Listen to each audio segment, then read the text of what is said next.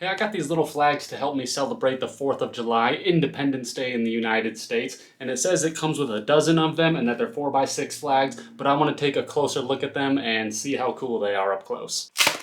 So even the packaging that come in is very patriotic. Let's take one out of there though. You can see they have these plastic gold spear tips on them. And you can see that these flags stand a little over 10 inches tall. The flag itself being 6 inches long, and it looks like a little over 4 inches tall. And these are solid wood flag poles here with just a little bit of flexibility in them. And the flag itself is very colorful. It's a soft polyester. It's weatherproof and it's not gonna fade in the sun, and also it's not gonna rip in the wind. And if you wanted to, you could actually take these flags right off these poles and you could use the flag just by itself, or you could use the flag pole for something else as well. And they're not very difficult to put back on either. You can see that they're great for waving.